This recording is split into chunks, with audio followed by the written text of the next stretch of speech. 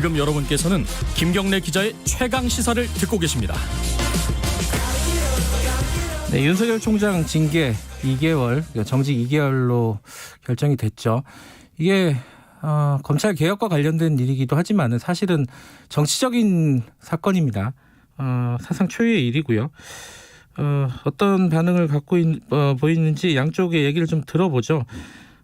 먼저 국민의힘 김기현 의원 먼저 연결하겠습니다. 의원님 안녕하세요. 네, 반갑습니다. 김기현입니다. 정직 2개월 평가부터 들어야 될 것 같아요. 어떻게 평가하십니까? 이렇게 뻔히 정해져 있는 거 아니겠습니까? 그냥 짜고 치는 고스톱이죠. 징계위원회가 열리기 직전에 네. 대통령이 국무회의에서 이미 지령을 내렸지 않습니까? 조치를 하라고. 사실상 그게 그렇게 해석이 될 수밖에 없는 발언을 하셨는데 네. 저는 이게 신성한 법의 이름으로 장난질을 치고 있다. 해도 이렇게 비열하게 할 수 있느냐라는 생각을 합니다. 이게 군사혁명재판소에서 예. 그냥 무작정 밀어붙이기 한 것 같다. 세상에 그 판사를 기소를 한 검사가 그 재판을 판사를 지명해서 재판을 한다. 이런 쇼가 어디 있습니까? 그냥 한바탕 쇼버린 거죠. 정말 대한민국의 법치주의가 무너지는 최일선에 이 비열한 부역자들이 있었다. 저는 그렇게 판단합니다. 근데 만약에 마음대로 할 거면은 해임하고 면직하고 이게 말씀하신 대로 한다면 그렇게 했을 거 아니겠습니까? 정직 2개월은 어떻게 해석하세요? 그러니까 쇼를 한 거죠. 해임이라고 하는 것은 사실은 예. 현행 법률상으로는 대통령이라 하더라도 법적으로 해임 권한이 없습니다. 임기 2년이 보장돼 있기 때문에 대통령이 그냥 그 일반 공무원 같으면 해임할 수 있지만 네. 검찰총장은 법률에 의해서 임기 2년을 보장해 놔서 해임 사유가 있다 하더라도 징계위원회를 거쳐서 해임하는 것이 대통령이 바로 해임을 못하도록 법이 되어 있는 거죠. 예. 그러니까 어차피 대통령이 직접 하면 국민들 정서도 좋지도 않고 또 그랬다가 대통령의 책임이 돌아올 것 같으니까 예. 대통령은 뒤에 숨은 것이고 예. 징계위원회가 그렇게 결정했으니까 할 수 없이 나는 아무 권한이 없다. 이렇게 이미 벌써 대통령 청와대는 아무 권한이 없다. 즉 그냥 사후 결재할 뿐이다. 이렇게 얘기하고 있지 않습니까? 그러니까 책임은 피하면서 목적을 달성하기 위해서 한 것이다. 면직이나 해임을 하게 되면 네. 국민적 정서가 나쁠 것 같으니 그동안 면직 해임에 대한 논의들이 계속 진행되다가 막판에 가만히 생각해 보니까 이거 그 정직 2개월만 해도 충분하다. 왜냐하면 예. 이제 공수처를 이제 꼭 발족할 수 있는 절차를 모두 마쳤으니까 예. 한 2개월 정도면 공수처가 발족될 수 있다. 예. 그 사이에 검찰총장을 딱 정지시켜놓고 아무 권한도 행사 못하게 하면 대검 차장을 위해서 필요한 사람을 하든지 아니면 압력을 넣어서 조정을 하든지 하면 되니 그 검찰총장 직무대행이 알아서 적당히 권력형 비리에 대한 수사를 막도록 해놓고 그 사이 공수처를 발족시키자마자 바로 다 권력형 비리 수사를 다 뺏어가버리면 되니까 그래서 청와대가 책임을 면할 수 있는 가장 좋은 방법 중에 하나가 정직 2개월이다. 이렇게 딱 사전에 정치적으로 판단을 한 것이죠. 이게 징계직이 어떻게 법적 징계입니까? 절차도 그렇고 내용도 그렇고 전부 다 불법 무효죠. 그러면 지금 법적으로 다투겠다는 거 아니겠습니까? 윤석열 총장이? 어떻게 예상하십니까? 윤석열 총장의 입장이 어떤지는 제가 알 바가 없지만 예. 누가 보더라도 이건 말이 안 되는 거거든요. 저도 판사 출신입니다만 예. 전국에 있는 법관들이 모여서 회의를 했습니다. 이게 판사 사찰이냐. 예. 논란을 벌이다가 80%가 이거 정치적인 이슈다. 이거는 안건 논의할 사안이 아니다. 부결시켜버렸습니다. 80%가 아니라고 한 거죠. 그리고 법무부 장관이 스스로 만들어놓은 감찰위원회에서도 이거 전부 잘못되었다. 직무 배제 그거 잘못되었다고 판단했고 행정법원에서도 그 추미애 장관의 그 직무 배제 조치가 잘못되었다고 재판을 했고 전국 법학 교수들도 전부 다 이거 잘못된 조치라고 징계하고 직무 비제하는 건 잘못된 조치라고 다 발표했고 전국 99%의 검사들이 다 잘못됐다고 얘기하고 있고 이런 마당에 아무리 그래도 그렇지 이렇게 막무가내로 할 수 있습니까? 이게 완전히 그 장난질 치고 있는 것이다라는 얘기를 하는 거죠. 근데 어찌됐든 간에 지금 징계위원회에서 정직 2개월이 나온 거는 사상 최초로 사실 검찰총장이 징계를 받은 거 아니겠습니까? 자, 그럼 두 가지가 남는 건데 하나는 윤석열 총장은 어떻게 해야 되는 건가? 이렇게 징계를 받았으니까 자진 사퇴하는 것이 맞는 건가? 아니면 2개월 뒤에 돌아오는 게 맞는 건가? 그럼 추미애 장관은 또 어떻게 해야 되는 것인가? 어떻게 보십니까? 두 분의 어떤 거치라든가 이런 부분에 대해서. 글쎄 제가 윤석열 총장을 대리한 입장도 아니고 네. 그 내용을 속내를 알 수는 없습니다만 네. 법률가의 시각으로 볼 때 만약 이걸 수용한다 그러면 예. 그거는 정말 터무니없는 것을 인정하는 꼴이 되기 때문에 네. 결코 용납해서 안 된다. 개인적인 일도 그렇지만 네. 대한민국의 법치주의를 지켜야 되겠다라고 하는 차원에서 보더라도 네. 이것을 용납하는 것은 역사적 책임을 회피하는 것이다. 저는 그렇게 판단하고 있고요. 예. 따라서 당연히 이 법적 조치에 대한 최선을 다해야 될 것이라고 보고 있는데 예. 이제 법원도 뭐 잘 아시다시피 김명수 대법원장 휘하에 전부 장악되어 있다고 하는 평가들이 많지만 네. 그러나 저는 그럼에도 불구하고 여전히 양심이 살아있는 판사들이 사이사이에 남아있다고 저는 그렇게 생각합니다. 그러니까 적어도 판사로서의 직업적 양심이 있으면 이런 명백한 사안에마저도 아닌 걸 아니라고 하지는 못할 것이다. 저는 그렇게 기대를 하고 있고요. 예. 그런 면에서 법적 조치를 하는 것이 개인적으로도 그렇지만 그건 공인으로서 대한민국 법치주의와 헌법을 지키기 위한 역사적 책임이다. 저는 그렇게 생각하고 예. 추미애 장관은 벌써 그만뒀어야 되죠. 그만뒀어도 한참 전에 그만뒀어야 되는 것이고 예. 여론조사 결과도 수없이 여러 차례 나왔지 않습니까? 추미애 장관이 잘못했다는 쪽이 압도적으로 많지 않습니까?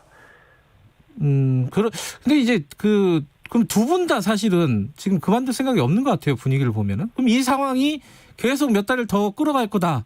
이렇게 볼 수밖에 없는 건가요?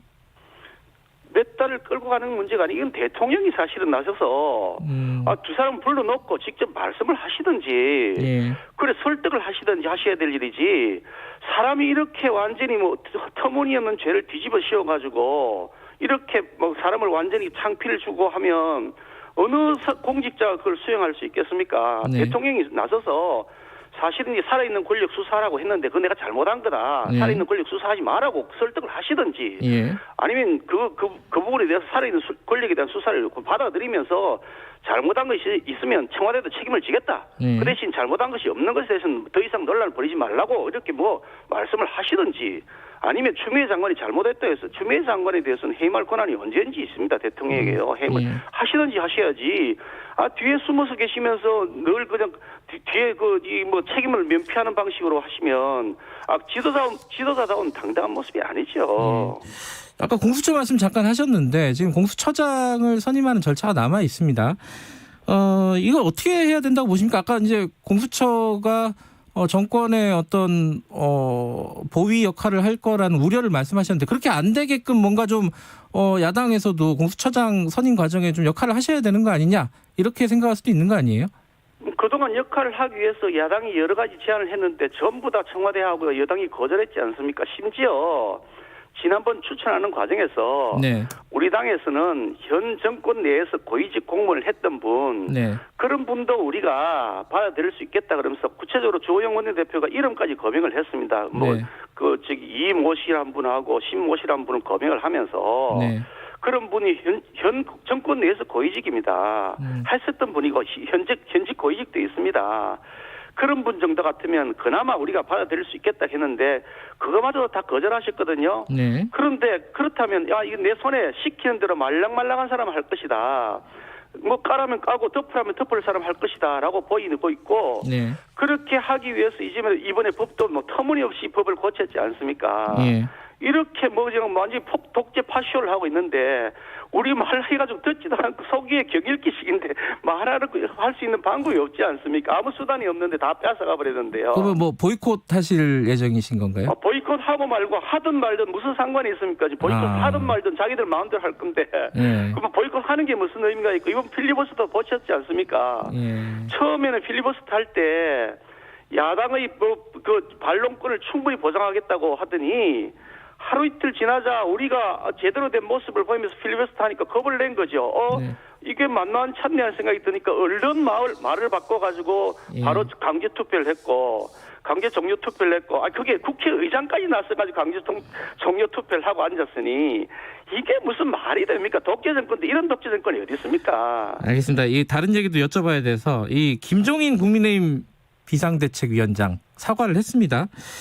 이제 뭐 예컨대 이제 당내에서는 뭐 여러 가지 의견들이 나오고 있는데 밖에서 보는 뭐 예를 들어 홍준표 의원 같은 경우에는 이게 배알도 없는 야당이다 이런 식으로 얘기를 했단 말이에요. 어떻게 평가하세요?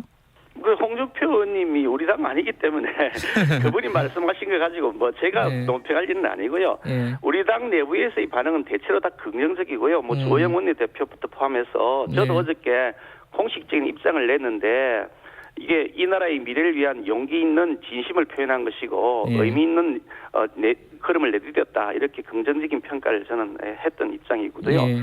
정진석 의원도 공식적으로 받아들이는 긍정 입장을 냈고 예. 대구에 있는 뭐 의원, 수도권의 의원, 뭐 영남권의 뭐 의원 이렇게 언론을 보니까 대부분 긍정적 반응을 하셨던데 예. 그동안 뭐 시기가 맞느냐, 시기가 적절하지 않다, 조금 더 타이밍을 봐야 된다는 논란도 있고 했지만 내용 면에 있어서나 시기적 면에 있어서나 전체적으로 보면 긍정적이다 그렇게 생각합니다. 이게 선거를 앞두고 사실 벌어진 이벤트여가지고요. 이 국민의힘이 중도층에 호소를 하려는 거 아니냐, 뭐 이런 해석들이 나오고 있지 않습니까? 근데 좀 반대로 조영 의원 같은 경우는 원내대표 같은 경우에는 약간 강경한 세력들, 이른바 뭐 태극기 세력들하고 이렇게 뭐 같이 하는 연대하는 그런 모습도 보인단 말이에요. 약간 좀 달라가지고요. 어떻게 바라봐야 될까요? 이런 부분들은? 글쎄 뭐 태극기 세력이 강경 세력에 대한 부분에 대해서도 저는 뭐 그렇게 긍정하기가 어려운데요. 나름대로 자신들의 그런 소신과 철학이 있는 분들입니다. 그러니까 그런 분들은 그런 분들대로 자기의 역할을 하시는 것이고 네.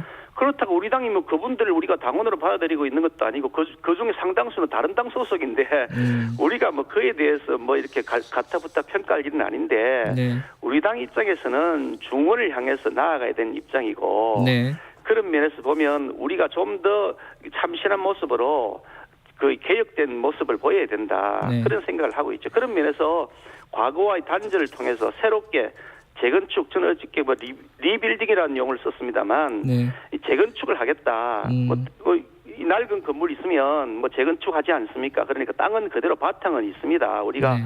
정통의 이 자유민주주의 진영의 바탕을 그대로 두고 네. 그 위에 건물은 새로 완전히 달라진 모습으로 짓겠다. 그런 선언을 한 것이라고 이해하시면 좋을 것 같습니다. 알겠습니다. 오늘 여기까지 들을게요. 고맙습니다. 네, 감사합니다. 국민의힘 김기현 의원이었습니다. 김경래 최강시사 1부는 여기까지 하고요. 잠시 후 2부에서는 계속해서 열린민주당 최강욱 대표 연결해 보겠습니다. 8시에 돌아옵니다.